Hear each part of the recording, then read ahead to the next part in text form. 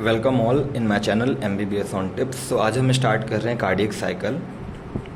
तो सबसे पहले कार्डियक साइकिल होती क्या है? तो कार्डियक साइकिल एक साइक्लिक चेंज होता है, साइक्लिक इवेंट्स के चेंजेस होते हैं जो कि एक हार्ट बीट से अगली हार्ट बीट के शुरू होने के जो बीच में जो चेंजेस आते हैं उसको बोलते हैं कार्डियक साइकिल।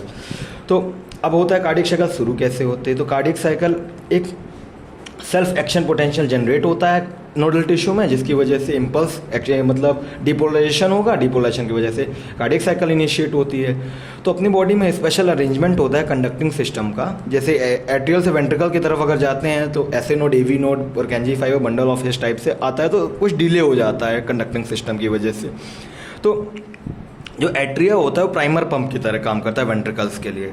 वो कैसे? जब एट्रिया पंप करेगा तो वॉल ब्लड वेंट्रिकल के पास जाएगा, तो प्राइमर पंप कौन हो जाता है? एट्रिया हो जाता है। तो वेंट्रिकल की वॉल जो होती है वो काफ़ी थिक होती है, बहुत ज़्यादा थिक होती है, ताकि वो ज़्यादा फोर्स ऑफ कॉन्टैक्ट कर सके, ताकि ब्लड बहुत ईजिली पूरी बॉडी में फैल जाए। तो फोर्सफुली कॉन्टैक्ट करने के लिए वॉल बहुत थिक होती है। सेकेंड होता है ड्यूरेशन कार्डियक साइकिल का। जो ड्यूरेशन होता है कार्डियक साइकिल 0.8 सेकेंड होता है अगर heart rate 72 beats per minute है। तो जो कार्डियक साइकिल होता है दो फेज में होता है, सिस्टोल डायस्टोल। सिस्टोल मतलब कॉन्ट्रैक्शन, डायस्टोल मतलब रिलैक्सेशन। जो सिस्टोल कॉमन सेंस है कि फिलिंग टाइम हमेशा ज़्यादा होगा कॉन्ट्रैक्शन टाइम से, तो डायस्टोल हमेशा बड़ा होगा सिस्टोल से। तो article systole 0.1 second, article diastole 0.7 second, ventricle systole 0.3 second, ventricle diastole 0.5 second. तो अगर हम हार्ट रेट चेंज करेंगे तो कार्डियक साइकिल का ड्यूरेशन चेंज होगा।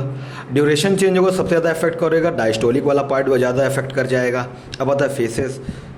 कौन कौन से फेजेस आते हैं कार्डियक साइकिल में? सबसे पहले आर्टेरियल कॉन्ट्रैक्शन होगा। अब आर्टेरियल कॉन्ट्रैक्ट करेगा तो ब्लड वेंट्रिकल में जाएगा। तो ब्लड वेंट्रिकल में यहाँ आया जहाँ पे AV वॉल्व क्लोज ही सेमिलुनर वॉल्व क्लोज हो चुकी है, दोनों वॉल्व क्लोज है। ब्लड इसमें कांस्टेंट अंदर भरा हुआ है। अब ब्लड का वॉल्यूम चेंज नहीं हो रहा है, कॉन्ट्रैक्ट कर रहा है हार्ट, तो आइसोवॉल्यूमिक कॉन्ट्रैक्शन। प्रेशर इतना बढ़ गया कि वॉल्व ओपन हो गई, तो वेंट्रिकुलर ज़्यादा कॉन्ट्रैक्ट करेगा। वेंट्रिकल जैसे कॉन्ट्रैक्ट करेगा ब्लड बाहर आएगा, वेंट्रिकुलर इजेक्शन। इजेक्शन के बाद आइसोवॉल्यूमिक रिलैक्स कर जाएगा, रिलैक्सेशन, फिर फिलिंग, फिर कॉन्ट्रैक्शन। ये फेजेस होते हैं कार्डियक साइकिल के। सबसे पहले पढ़ते हैं अपन वेंट्रिकुलर सिस्टोल।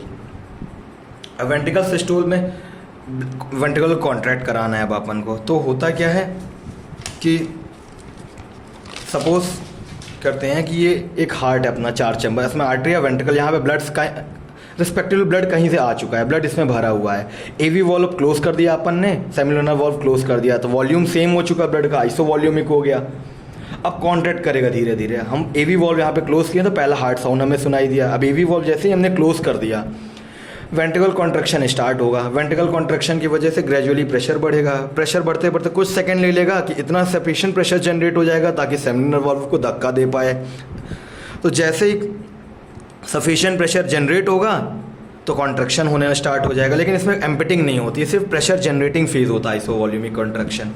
अब आता है period ejection phase, period of ejection. तो इसमें क्या होता है कि जो वेंट्रिकल प्रेशर का जो प्रेशर होता है 80 mm ऑफ एच, हमें पता है कि आर्टेरियल प्रेशर जो एरोटा का प्रेशर होता है वो 80 mm ऑफ Hg से ऊपर जाएगा तभी सेमिलुनर वॉल्व ओपन होगी। तो प्रेशर जब एक्सीड करेगा 80 mm ऑफ Hg को, तब वेंट्रिकल प्रेशर जो वेंट्रिकुलर प्रेशर पुश करेगी सेमिलुनर वॉल्व कि ओपन हो जाए। अब क्या होता है, जैसे ही ओपन होगा तो period of rapid ejection, period of slow ejection. 70% of the blood rapid ejection से बाहर निकल जाएगा और 30% of the blood slow ejection से बाहर जाता है। तो अब ब्लड बाहर जा चुका है। अब आता है वेंट्रिकुलर डायस्टोल। अब ब्लड को फिर अब वेंट्रिकल से एक बार ब्लड बाहर चला गया, अब फिर हम वेंट्रिकल में ब्लड डालेंगे। अब कैसे डालेंगे? सबसे पहले आता है प्रोटो डायस्टोल फेज। प्रोटो मतलब सबसे पहला डायस्टोलिक फेज आएगा। प्रोटो डायस्टोल में क्या होता है कि जैसे वेंट्रिकल सिस्टोल के ख़त्म होगा, जैसे end of the ventricle systole होगा, तो वेंट्रिकल का प्रेशर बहुत ज़्यादा गिर चुका होगा अंदर ही अंदर, लेकिन आर्टीरियल प्रेशर होगा बाहर का वो बहुत ज़्यादा बढ़ेगा, क्योंकि ब्लड इकट्ठा बाहर जा चुका है। जैसे ही बाहर गया है आर्टिकुलर प्रेशर बढ़ेगा। ये वेंट्रिकल हो गया या आर्टीरियल प्रेशर, यहाँ का प्रेशर ज़्यादा होगा, यहाँ का कम होगा। ये बैकफ्लो ना हो इस वजह से सेमिलुनर वॉल्व फिर बंद हो जाएगी। जैसे सेमिलुनर वॉल्व बंद होगी तो सेकेंड हार्ट साउंड सुनाई दे जाएगा। ये फेज में फिर होगा आइसोवॉल्यूमिक रिलैक्सेशन। इसमें मसल्स वेंट्रिकल के रिलैक्स करेंगे। इसमें क्या होगा कि जो इंट्रा वेंट्रिकुलर प्रेशर है रैपिडली ग्रेजुएटली धीरे धीरे कम हो रहा है। अब वेंट्रिकुलर मसल्स जो ये रिलैक्स कर जाएंगी, जैसे प्रेशर कम होगा, सेमिलुनर वॉल्व बंद हो चुकी हैं, आर्टी एवी वॉल्व भी बंद है, तो वेंट्रिकल प्रेशर जो बहुत, जैसे ही आर्टीरियल प्रेशर वेंट्रिकल प्रेशर से ज़्यादा होगा आर्टीरियल प्रेशर, तो एवी वॉल्व ओपन होंगी, और जैसे एवी वॉल्व ओपन होगी तो आर्टीरिया से ब्लड इकट्ठा आने लगेगा वेंट्रिकल में, फिर से फिलिंग होने स्टार्ट होगी। तो दो टाइप में फिलिंग होगी, रैपिड फिलिंग, स्लो फिलिंग। तो 80% ऑफ द ब्लड जो होगा यही दो फेजेस के फिलिंग में फिल हो जाएगा। तो अपन ने डिस्कस किया था जो एट्रिया होता है एज अ प्राइमर पंप की तरह काम करता है। रिमेंबर कि जब 80% फिलिंग होगी तो कभी कभार हार्ट साउंड थर्ड भी सुनाई देता है, ऑल्दो होता है हार्ट साउंड 4 भी है, लेकिन वो पैथोलॉजिकल कंडीशन में होता है। बट हार्ट साउंड थर्ड होता है, रैपिड फिलिंग में भी कभी कभार सुनाई दे जाता है, या कि कोई हैवी एक्सरसाइज करता है उसमें भी कंडीशनली सुनाई देता है। तो एट्रिया क्या करता है, फंक्शन है प्राइमर पंप। अब 80% ऑलरेडी ब्लड आ चुका है तो धीरे से आर्टेरिया कॉन्ट्रैक्ट करेगा, 20% ब्लड होगा वेंट्रिकल में आ जाएगा, फिर एवी वॉल्व बंद होने की फेज में आएगा, फिर से आइसोवॉल्यूमिक कॉन्ट्रैक्शन वो हो जाएगा, कॉन्ट्रैक्शन होना स्टार्ट हो जाएगा वेंट्रिकल का। अब ये फेज देखते हैं, ग्राफ है, ये प्रेशर है, ये वॉल्यूम है, ये मित्रल वेव है, ये एरोटिक वेव है। अब मित्रल वेव बंद है, यहाँ से वॉल्यूम धीरे धीरे बढ़ता जा रहा है, वॉल्यूम बढ़ रहा है, वॉल्यूम अगर बढ़ रहा है तो फिलिंग हो रही है, तो डायस्टोलिक फिलिंग कह सकते हैं इसको। अब यहाँ पे फिलिंग हो चुकी है, मित्रल वॉल्व बंद है, एवी वॉल्व बंद है, यहाँ से प्रेशर बढ़ रहा है, वॉल्यूम कांस्टेंट है, तो आइसोवॉल्यूमिक कॉन्ट्रैक्शन कह सकते हैं इसको। यहाँ से वॉल्यूम कम हो रहा है, प्रेशर सेम है, वॉल्यूम कम हो रहा है तो इजेक्शन पीरियड कह देंगे, और यहाँ से फिर से प्रेशर कम हो रहा है तो आइसोवॉल्यूमिक रिलैक्सेशन कह देंगे इसको। सिंपल सा ग्राफ है। फिर आता है इसका विगर्स डायग्राम। तो विगर्स डायग्राम में क्या होता है, इस सबसे टिपिकल है, बहुत स्टूडेंट की क्वेरीज थे इसमें। तो इसमें होता क्या है, 3 फेजेस का हम पढ़ते हैं, प्रेशर, वॉल्यूम, हार्ट साउंड, ठीक है। तो जैसे प्रेशर, अपन एक बार प्रेशर का देखते हैं।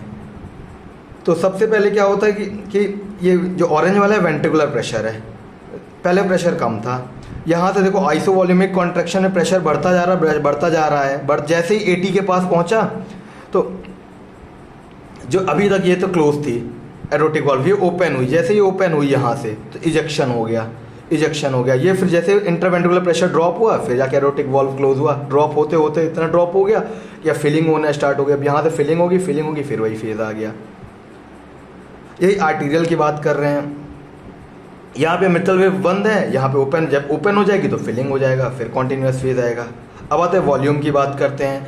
आइसोवॉल्यूमिक कॉन्ट्रैक्शन में वॉल्यूम यहाँ पे देखो कांस्टेंट चल रहा है, ये कांस्टेंट चल रहा है, जैसे ही इजेक्शन होगा तो वॉल्यूम एकदम सडन डिक्रीज कर रही है।